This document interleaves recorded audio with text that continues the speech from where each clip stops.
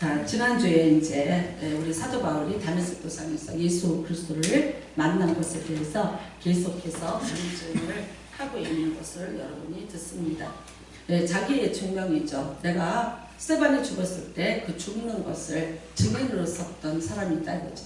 지금 무슨 뜻이냐면 스테반을 잡아서 죽이는 데에 말하자면 검찰에서 허락을 받아서 그를 집행한 그런 사람이죠. 그래서 그 죽는 스테반의 옷을 지켰다는 뜻은 바로 그의 죽음을 그대로 이제 집행을 한 집행관이라는 것을 말하고 있는 것입니다. 그랬던 사람입니다. 그랬는데 이제 그가 다메섹 도상에서 정말 극적으로 예수 그리스도를 만나게 된 것에 대해서 계속해서 설명하고 있습니다. 너무나 놀라운 일이었고요. 그 다음에 이제 예수님이 왜 네가 나를 핍박하느냐 말에서 떨어졌고 눈이 멀었고 내가 주를 위해서 무엇을 하니까 처음에는 하나님이 나타나시는 줄 알았어요. 내가 너무 하나님을 위해서 열심을 하니까 하나님이 선지자들에게 나타나는 것 같이 나타나셔서 빛으로 임해서 나를 이렇게 이상하고 신기하고 기이한 상황으로 몰고 가시는구나 이렇게 생각을 했어요. 그래서 지금까지 내가 한 것보다 더 열심히 해야 되나 봐. 그래서 내가 무엇을 하니까 라고 질문을 한 것이었죠. 그런데 거기에 대한 것은 이제 다음에 있는 일이고요. 그 다음에는요. 내가 무엇을 하기 전에 아나니아를 만나서 어떻게 됩니까? 내 죄를 회개를 해라 이거죠. 그래서 우리가 이제 그 22장에 보면 16절에 보면 있습니다. 이제 너네 주저하느냐? 일어나 주의 이름을 불러 세례를 받고 너의 죄를 씻으라 하더라. 그래요. 맞아요. 이게 순서였어요. 사도 바울은 여러분 내가 무엇을 할까? 내가 주여 내가 당신을 위해서 무엇을 할까? 나를 이렇게 불렀으면 내가 뭐 해야 될 일이 있지 않을까요? 그러니까 뭔 중심의 일 중심의 사람이었어요. 성격 중심의 사람이었어요. 그런데 아니야. 그게 아니라 뭐부터 해라? 너 죄 회개부터 하라. 네. 이 주 예수의 이름을 불러서 죄사함부터 받아라. 그러니까 제가 늘 새벽기도 때 말씀드려요. 인생 회개해야 된다. 여러분이 인생 회개를 다 하지 않아요. 한 번쯤 내가 크게 하나님 앞에 내 모든 지은 죄에 대해서 회개를 철저하게 해야 되는데 그 회개가 철저하게 이루어지지 않으니까 어떻게 되는 거예요? 죄가 계속해서 이어지고 있는 거예요. 그 다음에 죄가 어떻게 해요? 나를 갖다 먹어버려요. 그래서 내가 그 죄로부터 이제는 벗어날 수가 없는 죄의 노예가 되어서 죄에게 종이 되어서 질질 끌려가는 그런 신사가 되는 거예요. 그 다음에는요. 또 회개는 해요. 했는데 여기서 했어요. 여기서 했어요. 근데 이 밑바닥에 뭐가 있어요? 아직도 찌꺼기가 너무나 많아요. 그러니까 여기는 회개를 했는데 이 밑에 있는 찌꺼기들이 울컥울컥하고 자꾸만 올라오게 되는 거죠. 이게 뭡니까? 철저하게 나를 각을 떠서 나를 십자가 밑에 죽여가면서 하는 회개가 이루어지지 않은 거예요. 그러니까 어떻게 돼요? 내가 여기서 회개하고 울고 안 그러겠습니다 그랬는데 그 다음날 보면 내가 또 화가 나서 여기 밑에 있는 쓴물들과 오염된 물들이 또다시 꿀꺽꿀꺽 하고 또 올라오면은 내가 또 똑같은 일을 반복을 하고 있는 거야. 그러니까 어떻게 됩니까? 회개는 회개였는데 완전히 여기서부터 일어나는 회개가 아닌 지금 오늘의 생각, 내가 오늘의 것을 놓고 회개를 했기 때문에 여러분 이 뱀 밑창 끝에 있는 것까지를 내가 끌어내지를 못했기 때문에 그것이 옛 습관이 남아있고 옛 행동이 그대로 있고 옛날 쓰던 내가 언어들이나 이 모든 것들이 그대로 있어서 결국 어떡하냐? 내가 하나님과 깊은 영적인 만남을 가져야 되는데 그것을 방해하는 세력으로 전락을 해버리게 만든다는 거예요. 그러니까 내가 애쓰고 수고하는데도 어떻게 해요? 끊임없이 나를 뒤로 끌고 가는 거예요. 나를 옛날로 끌고 가서 나 또 넘어져요. 그럼 또 속상해요. 그럼 또 와요. 하나님 앞에 또 와서 잘못했다고 안 그러게 해달라고 또 기도해요. 그러고 나서 또 며칠은 참아요. 그런데 어떻게 돼요? 또 끌려가요. 왜 그렇습니까? 여기에 있는 것들이 정말 내가 애통하고 내가 진짜 전적으로 그렇게 사는 내 자신에 대한 철저한 그런 피가름의 회개가 없었기 때문에 그런 거죠. 그 다음에는 뭐 어떻게 해요? 슬쩍 감춰놓고 슬쩍 덮어놓고 그 다음에 그냥 내가 이렇게 하면 되지 않을까? 이렇게 하면 내가 지금 뭐 내가 안 하잖아. 이렇게 우리가 가림을 하는 거죠. 근데 여러분 언젠가는 그 습관으로 또 우리가 끌려갈 수밖에 없고 여기에 있는 것들이 언젠가는 또 이제 이것이 부패하면서 또 악취를 낼 수밖에 없어요. 그러니까 어떻게 해요? 철저한 회개가 문제예요. 여러분과 제가 가장 중요하고 시급한 문제는 뭐냐면요. 하나님 앞에 내가 무슨 일을 하고 뭘 하냐가 문제가 아니라니까. 그게 아니라 철저한 정말 내 뱀밑창까지를 끌어내서 내 인생 전체를 놓고 철저하게 하나님 앞에 회개를 해야 되는, 이게 너무나도 이게 우선돼야 된다는 거죠. 그래서 어떻게 해야 돼요? 제사함의 확신이 있어야 되고, 내가 그 죄에 대해서 내가 아주 두렵고 떨림이 있어야 되고, 그 죄를 지었던 나에게 대해서 분노해야 되고 억울해야 되고, 다시는 내가 그런 죄를 짓지 않겠다는 철저한 고백을 하고요. 그 다음에 그 죄로부터 나를 완전히 단절시키는 이것이 먼저 우선이 돼야 되는 거죠. 그러니까 오늘도 말합니다. 이 사람은 뭘 하냐? 아, 내가 뭘 하냐? 내가 뭘 하냐? 내가 뭐를 하면은 되는 줄 알았어. 내가 뭔가를 일을 하고 내가 뭐를 하면은 그걸 다 받으시면 돼. 아니라는 거예요. 그거는 아니고, 여러분 뭐라 그래요? 먼저 오늘 여기 본문 16장에 왜 추저하느냐? 일어나라, 일어나 주의 이름을 불러 세례를 받고 너의 죄를 씻으라 하더라. 여러분 이것으로부터 출발하는 거예요. 모든 사역이 이렇게 출발하는 거예요. 정말 예수님으로부터 부름을 받았어요. 그러면 지난날의 죄에 대해서 철저한 고백과 회개가 이것이 전제돼야 된다는 거예요. 우리가 이걸 안 했어요. 안 하니까 어떻게 돼요? 옛날 습관이 그냥 나오는 거죠. 그래서 또 어떻게 봅니까? 또 똑같은 죄를 지으려고 하고 있어요. 귀신은 여러분 옛날에 지었던 죄를 오늘 가지고 와서 오늘 그 죄를 또 짓게 만드는 거예요. 그러니까 이게 끊어지지가 않는 거죠. 그래서 여러분 제가 늘 이제 새벽기도 때 많은 말씀을 드리는데, 철저한 그런 인생 위기를 아프고 애통하도록 고통스럽게 해야 되는 이유가 바로 거기서부터 출발을 하는 것입니다. 그리고 이제 바울이 아나니아의 손을 붙잡고 이제 눈이 떠졌고, 그 다음에 다메섹에서 예루살렘으로 돌아오게 됐죠. 돌아와서 거기서 이제 아주 또 사도 바울이 열심히 특징인 사람이니까 내가 만난 예수를 증언하기를 원합니다. 그리고 이제 예루살렘으로 돌아와서 성전에 들어가서 기도할 때에 황홀한 중에 예수 그리스도가 나타납니다. 어쩌면 사도 바울은 이렇게 생각했을 거예요. 예수님은 나를 이렇게 극적으로 이제 찾으셨어. 그렇다면 나한테 옛 선지자들에게 나타났던 하나님의 그런 영광같이 오늘 나에게 엄청난 어떤 일을 맡기실 거야 라고 생각을 했을 거예요. 그러니까 흥분됐고 그리고 황홀했다고 말하고 있지 않습니까? 성전에서 기도를 하는데 아주 내가 황홀한 중이라 그래요. 그러니까 여러분 이 황홀하다는 표현은 뭐라 그럴까요? 무화경지에 이르렀다는 거죠. 하나님이 나에게 나타났다는 것에 대해서 얼마나 감사한지. 그런데 무슨 말씀을 드렸습니까? 주께서 내게 말씀하시되 속히 예루살렘에서 나가라. 여러분 지금 사도 바울은 여기 들어왔어요. 왜 들어왔어요? 말씀 증거하려고 왔어요. 내가 예전에는 스테반을 죽이는데 증인을 쓸 만큼 반대쪽에 있었지만 내가 이 예수님을 만나고 나니까, 그러니까 이것이 아니고 잘못됐다. 그래서 내가 그 예수를 증언하는 자가 돼야 되겠다. 원래 기질이 열심히 해요. 원래 기질이 남 옆에서 나서기를 좋아하고 남보다 앞장서 가기를 좋아하고 남보다 일의 성취를 이루는 것을 훨씬 더 자신의 인생의 목적을 삼고 살았던 사람이기 때문에 지금도 말하고 있어요. 내가 이렇게 해야지. 이 예루살렘을 또 변화시켜야지. 여기 있는 수많은 사람들을 내가 어떻게 해야지. 나처럼 예수 그리스도를 만나게 해야지. 얼마나 그가 황홀했고 그가 원대한 꿈을 또 꾸기 시작을 했겠습니까? 그런데 놀랍게도 예수님이 나타나서 하시는 말씀은 찬물을 확 끼얹는 거예요. 너 여기 떠나라. 너 여기 떠나라. 예, 여기서 나가라고 말씀하는 거예요. 그 다음에 나오는 말씀이 이거예요. 그들이 내가 증언하는 말을 듣지 않냐. 여러분 사도 바울이 사실 다메섹 도상에서 예수님을 만났을 때 빛이 임하고 눈이 멀고 뭐 이런 거는 사도 바울에게만이었어요. 사람들이 거기 여러 명이 같이 움직이고 있었죠. 근데 다른 사람들은 뭐라 그랬냐? 천둥 치는 것 같았더라.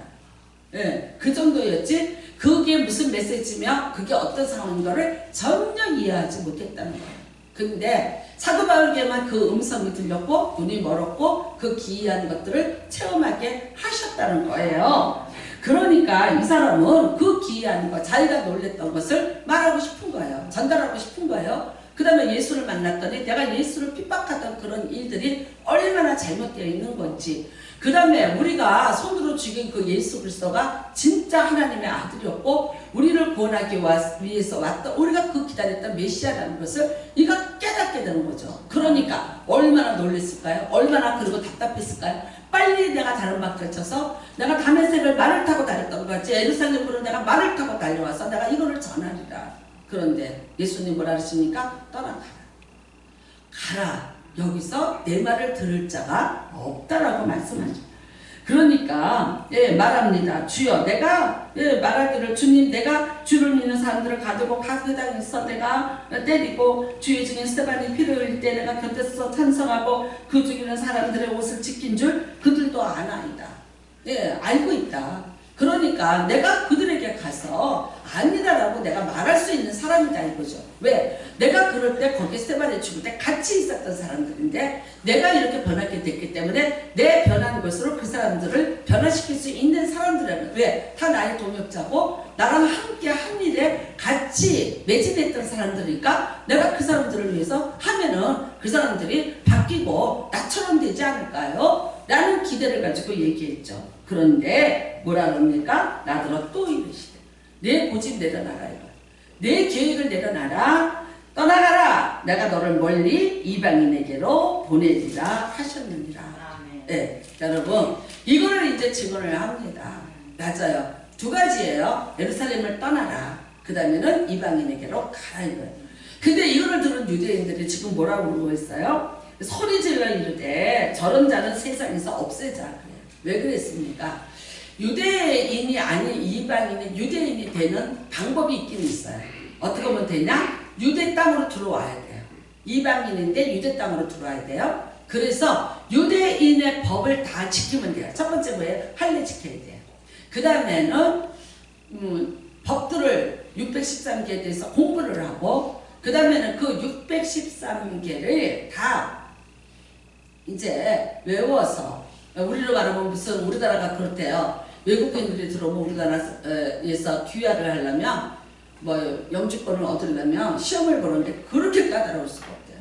그리고 이제 우리나라 역사에 대해서 다 공부를 하고 알아야 되고 그런다 그러더라고요. 물론 그런데 뭐 미국에서 우리가 시민권 딸 때 그렇게 어렵지 않다 그러더라고요. 우리나라는 아주 그렇게 하지 않으려고 작심을 하고 귀화를 안 받아주려는 시험 문제를 가지고 낸다고 그러더라고요. 그러니까 아마 이제 이 유대인들도 마찬가지죠. 굉장히 어렵게 만들어서 유대인이 되는 거를 싫어하는 거예요.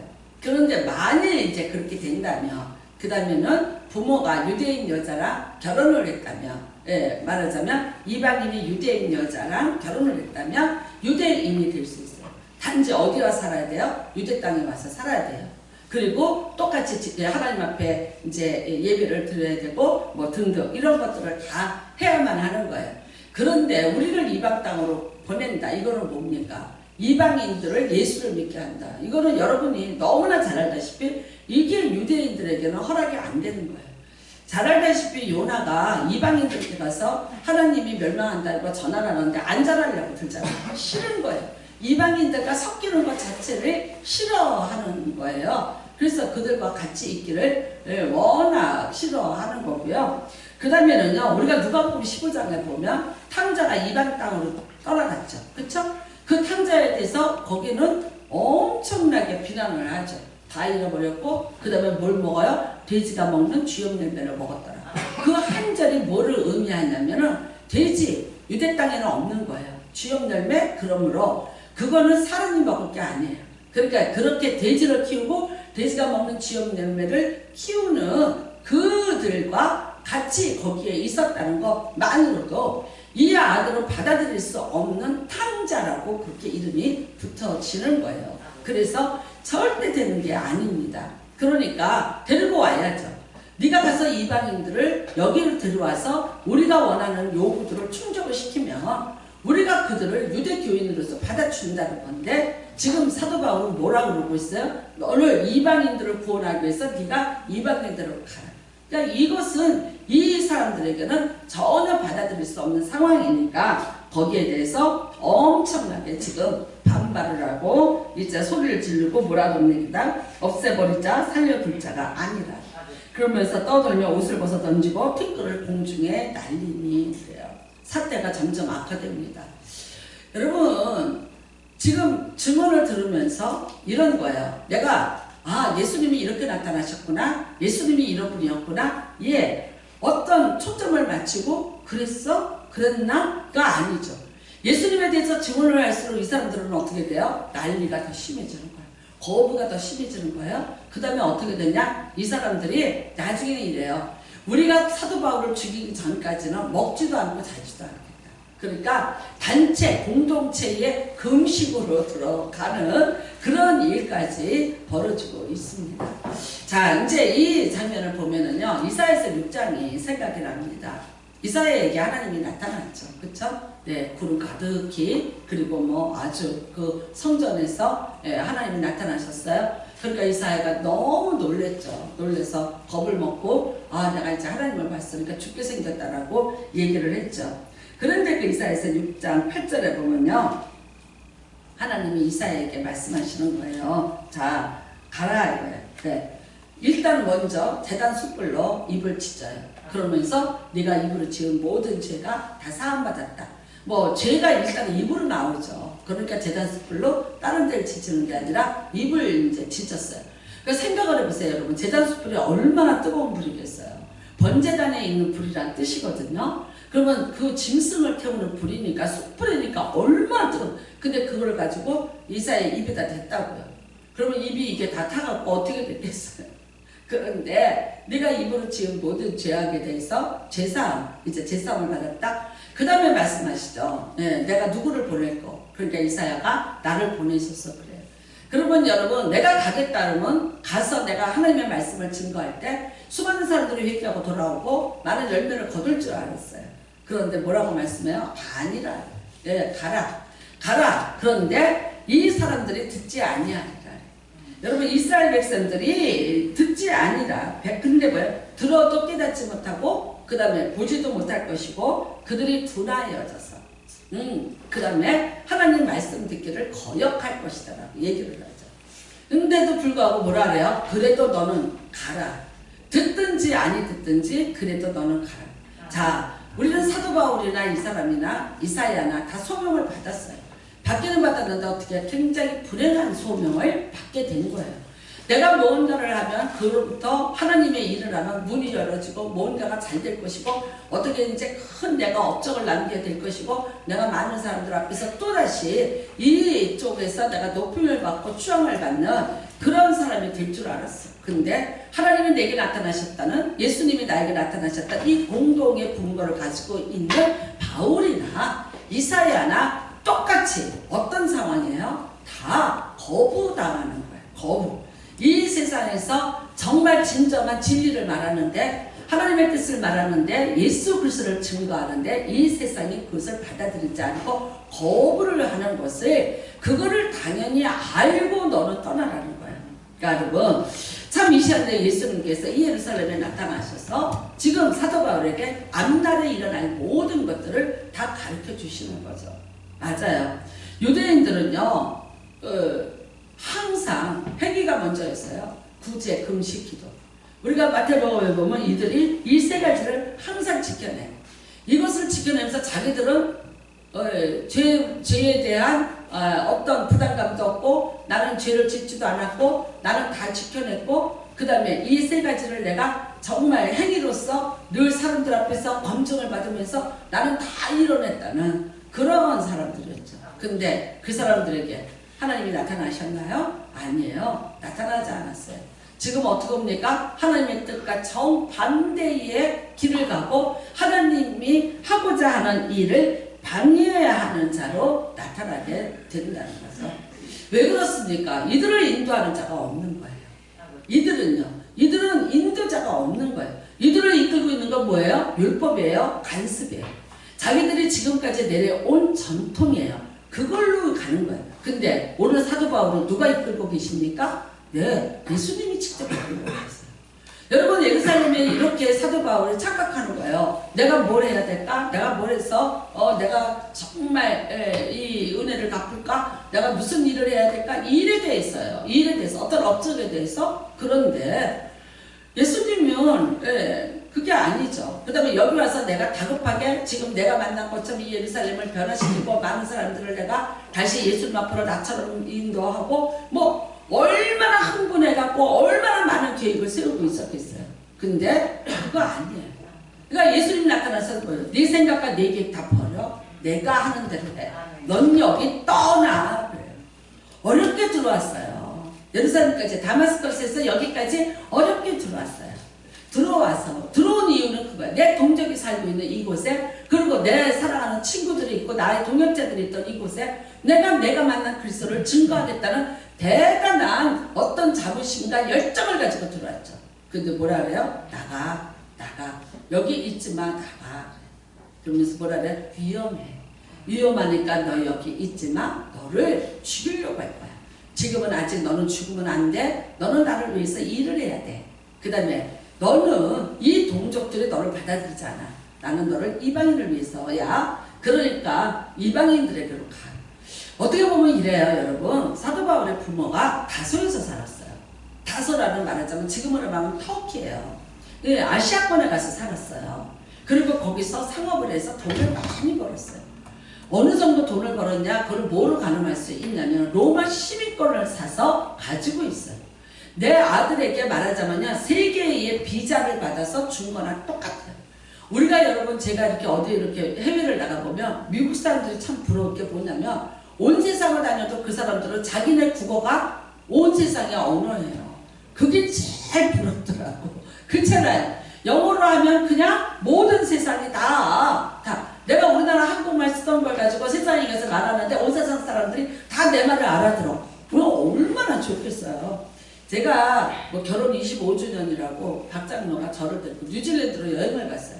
근데 우리 박장로는 그때까지 우리같이 하는 가이드가 가는 그 여행을 몰랐었어요. 그러니까 여행하면 그냥 내가 표 사고 이렇게 가는 건 줄로 알고 저를 데리고 간 거예요. 갔는데 이제 거기 가서 그 호텔에서 또 이제 사람들을 이렇게 같이 해서 이제 투어를 떠난 거예요. 근데 한국 사람은 딱 저일 뿐이에요.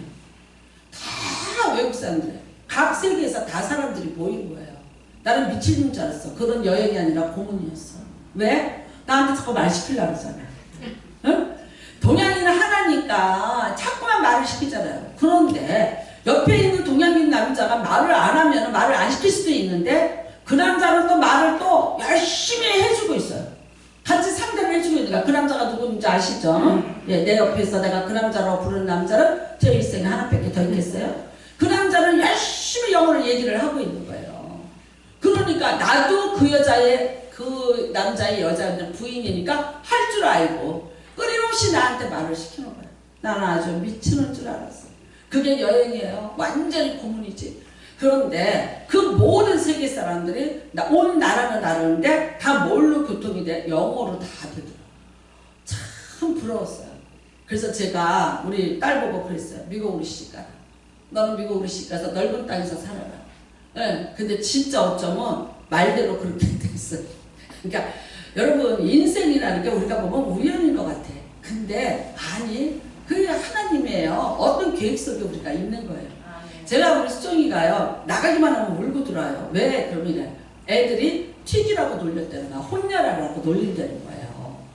그래서 제가 이랬어요. 그렇게 혼혈하라고 놀리면 이렇게 말해. 나는 나중에 미국 갈 거야. 미국에서 살 거야. 이렇게 얘기해. 그랬어요. 제가 3살 4살 때. 근데 진짜 미국 가서 살 줄을 누가 알았어요. 여러분 아마 사도 바울도 그랬을 거예요. 아버지가 다소에 가서 사는 거예요. 예, 이미 이방 땅에 가서 아버지가 사업을 하면서 로마 시민권을 가질 만큼 부유하게 그렇게 살았어요. 그러니까 어렸을 때 어디서 컸어요? 네, 이방 땅에서 살았어요. 어쩌면 여러분 이 사도 바울이 그랬기 때문에 학교를 다니기 위해서 예루살렘에 와서 학교를 다녔어요. 그렇지만 이방 땅에 대해서 낯설지 않았어요. 그리고 그 지리에 대해서도 그리고 그들의 풍습에 대해서도 그들의 어떤 삶의 모습에 대해서 낯설지 않는 이미 사전 지식을 갖고 있었어요. 어쩌면 여러분 정말 우리가 보면 왜 사도 바울을 택했을까? 그 박해자와 폭행자를 하고 있지만 하나님은 이미 사도 바울을 이렇게 선택하려고 예전에 그 아버지 때부터 다 조상 때부터 계획을 알고 계셨고 그 계획대로 움직여서 이렇게 지금 사용하시는 거예요. 그러니까 너는 이방 땅으로 가라는 거예요. 내가 너를 이방 땅에서 태어나게 만들었고 이방에서 자라게 만들고 이방의 교육을 시키는 이유는 이방을 위한 너를 전도의 그릇으로 만들기 위한 내 계획이었다는 거죠. 그러니까 가라는 거예요. 그러니까 여러분 때로는 우리가 이렇습니다. 우리 인생에 우리가 선한 계획, 좋은 계획, 어떤 열정을 가진 계획을 가질 수가 있어요. 근데 하나님은 어떻게 되세요? 우리가 정말 하나님이 우리 인생을 위해서 준비해 놓으신 것, 우리에게 요구하시는 것들을 우리가 알 수 없고 또 그것에 대해서 우리가 인지하지 못할 때도 우리를 반드시 인도하시고 우리의 인생의 가이드가 되셔서 이끌어 가시는 분이라는 거예요. 우리는 여러분 그래서 우리의 인생의 어떤 한순간도 이게 그냥 우연이에요, 운명이에요, 이것이 아니에요. 내가 결정했어요, 이게 아니에요. 어떻게 해요? 하나님이 철저히 계획하셨고 그 계획 속에 내가 있었음을 아셔야 돼요. 그 다음에는요, 그걸로 끝나는 게 아니라 끊임없이 우리에게 가이드 역할을 해주신다는 거예요. 이렇게 해야 돼, 이렇게 해야 돼, 이렇게 해야 돼 라고 말씀하세요. 사실 여러분 다윗의 인생이 굉장히 성공한 인생 같지만 그렇지 않았습니다. 그도 여러 번 실패를 했습니다. 그가 이제 골리앗을 죽이고 난 다음에 왕궁에 들어갔고 사위가 됐죠. 그러다가 천천히요 만만이라는 백성들의 말을 듣고 그 다음에 이제 사울이 천천히 되니까 화가 나서 질투심이 일어나서 다윗을 없애려고 그러죠. 왜? 자기 아들 요나단이 있잖아요. 그러니까 요나단을 왕으로 세워야 되니까 다윗이 위협하는 사람이 됐으니까 다윗을 죽이려고 그러죠. 다윗이 피신을 갑니다. 어디로 가는지 아세요? 블레셋으로 가요. 블레셋으로. 왜냐하면 이 이스라엘 전체가 자기를 잡아 죽이려고 하는 거예요. 여러분 왕이 직접 나서서 수색을 하고 다니는데 어디 이 땅에서 숨을 곳이 있겠어요. 그러니까 어쩔 수 없이 블레셋 가드에게로 갑니다. 그 다음에는요, 그 얘기를 듣고 이제 아둘람이라는 곳에 가서 그가 숨어 있는데 원통한 자, 빚진 자, 환난당한 자. 그래서 우리가 그를 아둘람 공동체라고 말해요. 근데 그때서야 비로소 다윗의 형제들과 아버지 모든 식구들이 다 와요. 왜 옵니까? 왜 다윗을 따라서 거기까지 광야까지 왔습니까? 죽게 생긴 거예요. 사울이 날마다 다윗의 고향인 베들레헴을 수색하고 다니고 있고 그 다음에 그 말하자면 부모 형제들을 괴롭히고 있는 거예요. 도저히 여기서 버티고 살 수가 없어요. 다윗 하나 때문에. 그러니까 다윗이 있는 곳으로 가서 우리가 합치자고 해요. 이렇게 와서 합치니까요. 이제는요. 이 블레셋 왕도 다윗을 약간 의심하기 또 시작을 해요. 아 저가 골리앗을 죽인 자예요. 말하자면 원수인데 지금 내 품 안에 와서 기대고 있는 거예요. 이러니까 사사건건이 이제 불안하고 의심을 해요. 그러니까 어디로 가느냐? 모압 왕에게로 갑니다. 그 옆에 있는 모압 땅으로 가요. 마치 여러분 나오미가 그 기근을 피해서 모압 땅으로 간 것 같이 모압 땅으로 가서 자기 부모와 그 아들랑 공동체를 가지고 가서 거기 가서 기대서 살고 있죠. 얼마나 이제 막 손바닥을 비벼가면서 어떻게 쓰는지 살아남기 위해서 그리고 사울이 너무나 자기를 죽이려고 하니까 살기 위해서 그렇게 간 거예요. 근데 그때 가시라는 선지자가 나타나요. 여러분 우리는 다윗 당한 나단 선지자만 기억을 해요. 그쵸? 나타나서 바스바 사건을 책망했던 그 나단 선지자를 기억해요. 근데 그 이전에 가시라는 선지자가 있었어요. 그가 여러분 거기까지 와요. 와서 뭐라 그래요? 너 다시 유대 땅으로 들어가. 여기 모압 땅에 있지 말고 너 다시 이 식구들을 다 데리고 유대 땅으로 들어가. 위험한데요? 어려운데요? 거기로 어떻게 가요? 아니 그래도 가. 왜 그랬을까요? 하나님의 음성을 들은 거예요. 갓선지자가. 왜? 유대의 왕이 된 거예요. 그 다음에는요 이미 기름을 사무엘이 부어서 왕이 된다고 했는데 너를 죽이겠느냐. 하나님이 너를 지키고 보호하시니까 너는 죽지 아니하리라. 하나님이 너를 생명싸게 안에 보호하여 주시니까. 그러니까 다시 유대 땅으로 가. 어쩌면 여러분 만약에 이때 갓이 나타나지 않았다면 다윗은 영영이 유대 땅으로 돌아오지 못했을 것이고요.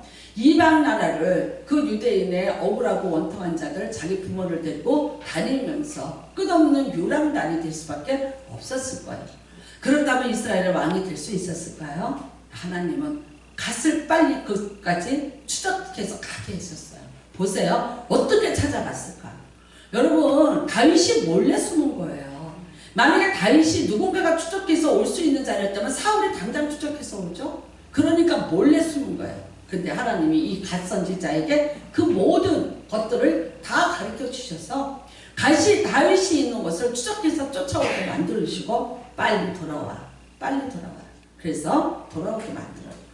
그 당시에요. 이 블레셋에 가 있으면서 다윗이 미친놈같이 침을 질질 흘려가면서 위장을 하면서 근근히 목숨을 유지하고 있을 때, 그런데 거기도 위험하니까 다시 모압 왕에게로 넘어갔던 그런 상황이에요. 그렇지만 아닌 거예요. 하나님의 뜻은 그게 아니에요. 사울이 암만 쫓아다녀도 내가 너를 지킬 것이며 내가 너를 보존할 것이며 내가 너와 함께 할 것이야. 그리고 너를 향한 이 땅의 왕이 됐다는 계획을 나는 한 채 오차도 없이 이루어진다. 그러니까 돌아와라. 엄청나게 위험한 거죠. 거기 오면 너무나 위험하죠. 그럼에도 불구하고 돌아와. 그래서 이 갓의 말을 듣고 이 다윗이 돌아오게 됩니다. 뿐만 아닙니다. 여러분 나중에 다윗이 늙어갔고요. 압살롬의 반란 이후에 인구조사를 한번 합니다. 근데 이게 하나님 앞에 죄를 지은 거라는 걸 깨닫게 됐어요. 왜 그렇습니까? 자기 힘을 한번 다시 체크해 본 거예요. 왜 그랬을까요? 늙었는데 압살롬은 아들한테 반역을 당해서 쫓겨났던 상처를 가지고 있고 수치를 가지고 있어요. 그러니까 궁에 돌아오긴 돌아왔는데 너무나 많은 사람들이 자기를 우습게 볼 것 같아. 그 다음에 어떻게 해요? 또 어떤 놈이 내 아들도 그랬는데 또 다른 놈이 힘을 가지고 나에게 반역을 일으킬 수 있다는 불안감이 다윗에게 항상 존재하는 거죠. 한 번 당했어요. 그것도 자식한테 당했어요. 그러니까 모든 보는 사람들이 다 뭐를 보였을까요? 나의 적으로 보이는 거죠. 그러니까 자기 힘을 과시하기 위해서 어쩔 수 없이 인구조사를 합니다. 그 인구조사는요, 사람의 숫자가 얼마인 것이 아니라 싸울 수 있는 숫자를 사실은 계산한 거예요. 이 성경에서 인구조사라는 것은, 민수기에서도 인구조사라는 것은 싸울 수 있는 사람의 숫자를 계산하는 거예요. 예, 성인 남자에 대해서 계산이 들어간 거예요. 그러니까 했어요. 왜 했어요? 그가 불안했기 때문에 했어요. 근데 사실은 여러분, 다윗은 어떤 사람이었어요? 자기가 전쟁을 해서 말을 가지고 오면요, 내가 혹시 하나님보다 이 말을 의지할까봐 말이 달릴 수 없도록 말 뒤에 힘줄을 끊어놨던 사람이에요. 군사를 많이 모으지를 않았어요. 그들을 훈련시키지 않았어요. 왜? 내가 그들을 믿고 하나님을 덜 의지하게 될까. 철저하게 하나님 중심의 신앙이었어요. 근데 늙었어요. 힘이 없어요. 그 다음에 이런 상처를 가지고 있어요. 그러니까 결국은 다시 내가 건재하다는 것을 보여줘야 될 일이 있는 거야. 그러니까 인구조사를 했던 거예요. 근데 이 일이 하나님 앞에 악한지 그런지 몰랐어요. 정말 이게 무슨 일인지. 근데 어떻게 돼요? 이때도 갓 선지자가 또 나타나요. 나타나서 뭐라고 합니까? 이게 하나님 앞에 옳은 일이 아니다. 내가 빨리 하나님 앞에 기도를 하고 이 어려움으로부터 벗어나서 너도 살고 백성도 살리자. 그러면서 뭐라고 얘기해요? 아니구나. 타작마당에 가서 하나님 앞에 번제를 드리고 제사함에 그런 제사를 드리면서 이 땅의 모든 재앙이 멈추게 하자라고 말하죠. 그래서 결국은 이제 그렇게 됩니다. 여러분, 그 갓선지자를 누가 보낸 거예요? 하나님이 보내신 거예요. 하나님, 사실 여러분 다윗이 실수했지만 하나님은 다윗을 사랑하고 이스라엘 백성을 사랑하시는 거예요. 하나님이 그 공의 하나님이 재앙은 내려야 되지만 그 재앙에 대해서 또 막을 길도 피할 길도 열어주시는 거예요. 그래서 어떻게 해요? 다시 살 수 있는 길과 방법을 제시해 주시는 거예요. 여러분, 이분이 우리 하나님이신 것을 믿으시기를 바랍니다. 마찬가지입니다. 예수님도 우리를 고와 같이 버려두지 않는다고 했습니다. 여러분의 인생에 누군가가 내 인생을 인도해주는 가이드가 필요해요. 여호와는 나의 목자시니. 여러분, 목자가 뭡니까? 우리의 가이드가 되시는 거예요. 예수님, 하나님이 에스겔서 34장에 이런 말씀을 했어요. 너희는 양이요, 나는 목자라. 그러면서 뭐라고 말씀하셔요? 나는 너희에게 선한 목자가 되기를 원한다. 네, 그런데 이스라엘 백성들은 하나님을 버렸어요. 선한 목자로서 인도하실 건데 그걸 버리고 각기 제 갈 길로 갔다라고 이사야서 53장에 말하고 있잖아요. 그릇된 길로 각기 자기가 살고 싶은 대로, 자기가 원하는 방향대로, 자기가 하고 싶은 대로 가. 그럼에도 불구하고 어떻게 해요? 또다시 부르시고 또다시 끌어내셔서 다시 치료해 주시고 다시 행복시켜 주셔서 다시 우리가 살아야 될, 그리고 우리가 가야 될 길을 안내하시고 인도해 주시는 선하신 목자가 되시는 것을 믿으시기를 바랍니다. 여러분, 사도 바울 마찬가지입니다. 만약에 여러분 불렀다. 근데 여기도 예루살렘에 자기 열심히 해가지고 내가 뭘 하니까 여기 있더라면 어떻게 됐어요? 오늘 당하는 환란을 이미 그때 당하는 거예요. 오늘 당해야 될 결박을 이미 그때 받는 거예요.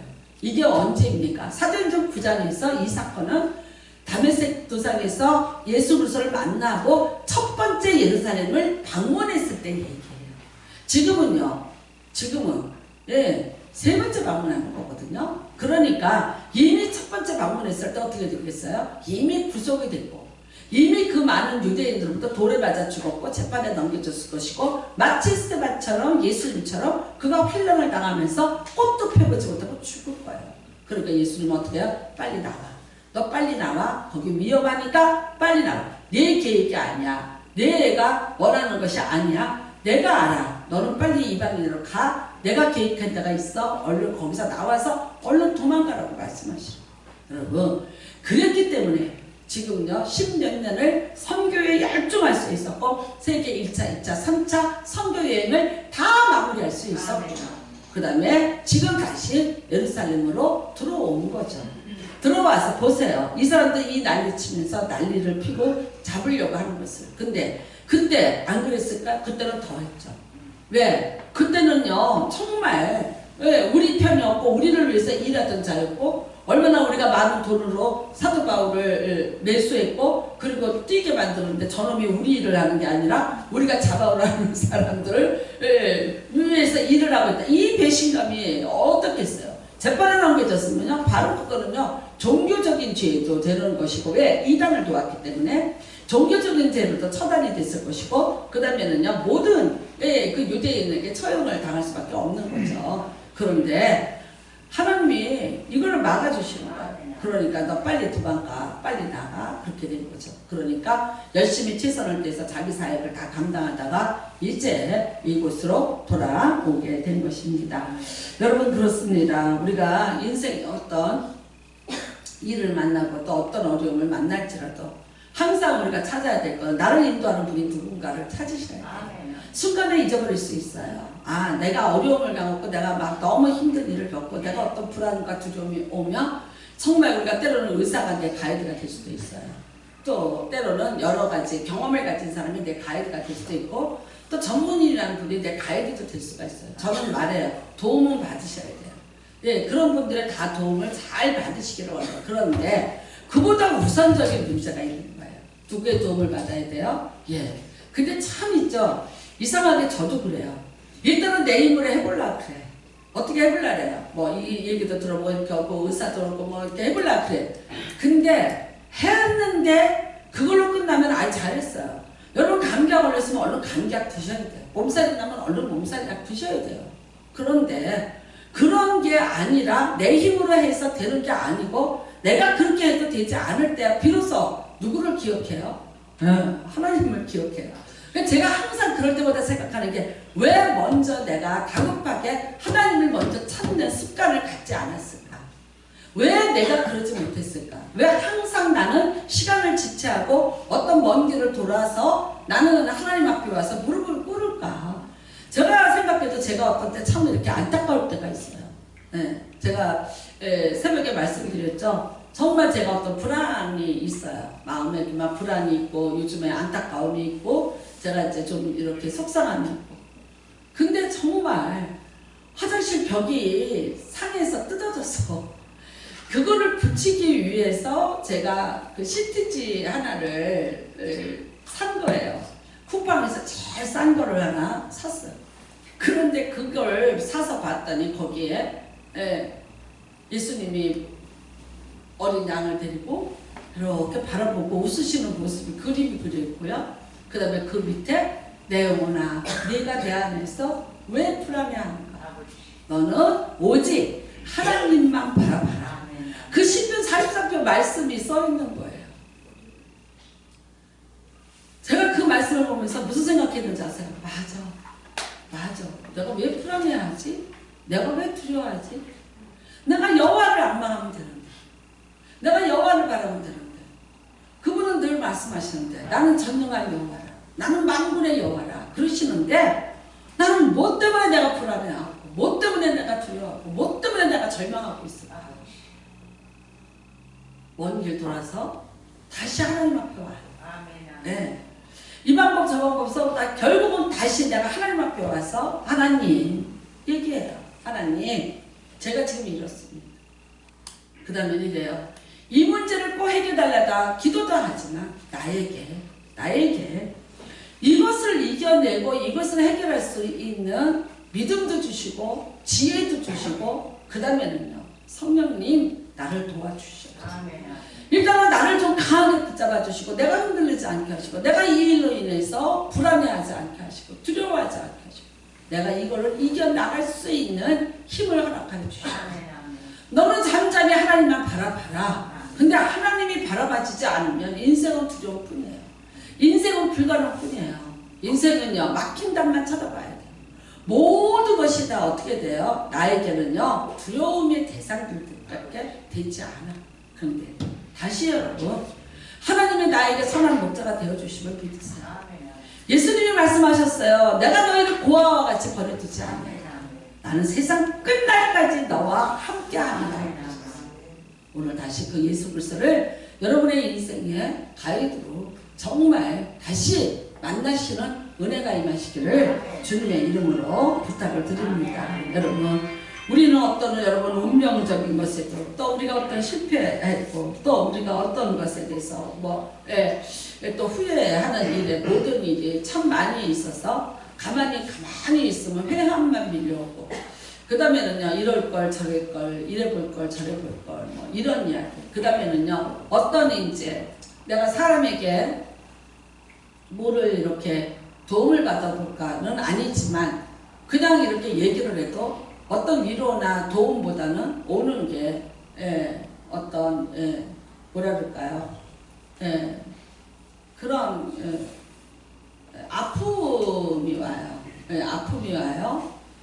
제가 정말 어떤 목사님에게 그냥 한마디 그냥 어떻게 지내냐 잘 지내냐 그래서는 나 요즘 우리 조금 남편이 몸이 약해져서 걱정이에요. 나 그만 한마디밖에 안 했어요. 그랬는데 딱 10마디가 나오더라고요. 네가 목회하느냐고 뭐 어쩌고저쩌고 네가 뭐 집에 신경을 안 쓰고 남편한테 신경을 안 쓰고 네가 뭐 어쩌고저쩌고 10마디가 나오고 그 다음에는 이제 해결책까지 딱딱딱딱 다 하는 거예요. 그러니까요 이렇게 뭐라 그럴까 정신이 이렇게 딱 이런 생각이 들더라고요. 아니 뭐라 그럴까 이게 참담해지는 거예요. 그래서 제가 웃으면서 얘기했어요. 우리 남편한테 물어봤어요. 우리 남편한테 물어봤냐고. 우리 남편한테 들어봤냐고. 어쩌면 이렇게 잘하세요. 그랬어요. 아니 근데 그걸 제가 감정을 실어서 말하지 않았어요. 웃으면서 쪼꾸처럼 농담처럼 얘기를 했어요. 그 다음에는요 돌아서 오는데 입 다물자. 내가 누구에게 말을 할까? 무슨 말을 할까? 어떤 그런데 알고 싶어하죠. 뒤캐물고 싶죠. 알아내야죠. 이거 막 후벼 팔려고 들죠. 그러니까 여러분 참 그 다음에 뭐라 그래요? 진단 내리려고 그러죠. 정의를 내리려고 그러죠. 빨리 결론을 내주려고 그러죠. 제가 그 모습을 보면서 우리 하나님은 나한테 어떤 정의를 내려주지는 않으시는데, 예, 내가 내 안에서 왜 불안해하느냐. 너는 나를 바라봐라 얘기하시지 어떤 이것이 틀렸다 맞았다고 진단과 정의를 내려주지는 않는데, 결론을 내려주시는 분은 아니었는데, 나를 잠잠히 지켜보시고 나를 붙잡으시고 힘을 주시는 분이었는데, 아 그렇구나. 그러면서 다시 한번 또 제가 되새겼어요. 그날 저녁에 와서 나도 그런 적이 참 많았겠다. 내가 목자인 줄 알고 내가 가짜 목자인데, 하나님이 진짜 목자신데 이 가짜가 진짜인처럼 행동했을 때가 있었겠다. 그렇게 말했을 때가 있었겠다. 그래서 나도 참 많은 사람을 아프게 했을 수가 있었겠다. 그래서 제가 엎드려서 했어요. 하나님, 때로는 아프게 하시고 때로는 약하게 하시고 때로는 병들게 하시고 때로는 부끄럽게 만드시고 때로는 수치스럽게 만들어 주셔서 감사합니다. 네. 오히려 내가 여호와께 찬양합니다. 감사합니다. 하나님, 그래서 내가 하나님 앞에 있습니다. 또 내가 부끄러운 모습으로, 또 미완성의 모습으로, 또 어쩔 수 없는 모습으로, 또 연약한 모습으로 내가 하나님 앞에 있을 수밖에 없고, 나는 죽을 때까지 내가 이것을 가슴에다 품고 이렇게밖에 있을 수 없는 존재. 하나님, 나는 항상 하나님 앞에서 가짜입니다. 고백할 수밖에 없어요. 그래서 어젯밤에도 혼자 정말 일어나서 하나님 앞에 이 기도를 드리면서, 맞아요, 저는 가짜입니다. 내 생의 목자는 오직 예수 그리스도 한 분. 여러분, 하나님이 목자가 되셨는데 사람들이 받아들이지 않았어요. 무서웠어요. 두려웠어요. 그러니까 우리가 만질 수 있는 하나님이, 우리랑 대화할 수 있는 하나님이, 그래서 예수님도 여러분 아팠어요, 화났어요, 분노도 했어요, 외롭기도 하셨어요, 배도 고프셨어요. 우리랑 똑같은 모습으로 하나님이 이 땅에 오셨어요. 우리의 배고픔을 해결해 주셨어요. 왜? 배가 고파 보셨기 때문에 아시는 거예요. 병든 자를 고치셨어요. 왜? 예수님도 피곤하고 아팠어요. 외로웠어요. 예수님도. 그러니까 여러분, 열두의 혈병의 여자가 자기 옷깃을 만지는 딸이라고 말할 수 있었던 거예요. 아무하고도 얘기할 수 없어. 모든 사람한테 다 버림을 받았어. 뽕나무 위에 올라가서 사람들과 섞일 수 없었던 삭개오도 삭개오야 내려와 불러낼 수 있었어. 오늘도 여러분 그렇게 하기 위해서 예수님이 이 땅에 오신 거예요. 그 다음에는요, 죽기까지. 죽어야지만 우리의 영원한 목자가 됐어요. 안 죽었다면 어떻게 돼요? 그냥 이스라엘의 목자예요. 죽으셨기 때문에 영원한 온 인류의 목자가 되어 주신 거예요. 오늘도 그 목자 되심을 우리가 영적으로 믿고 바라보시고 고백하시고, 오늘 여러분이 다시 인생의 여러분을 인도하시는 목자장이신 예수 그리스도 다시 오늘 찾으시는 귀한 은혜가 임하시길 바랍니다. 얼만큼 사랑한다면요, 죽기까지 여러분을 사랑하세요. 여러분 죽어서 피를 다 흘릴 때까지 여러분을 사랑해 주시는 분이세요. 그 사랑을 여러분 오늘 성찬을 통해서 다시 회복하시는 귀한 은혜가 임하시기를 주님의 이름으로 축복합니다. 날마다 숨쉬는 순간마다 함께 찬양하시고 기도하시고 성찬을 준비하시겠습니다.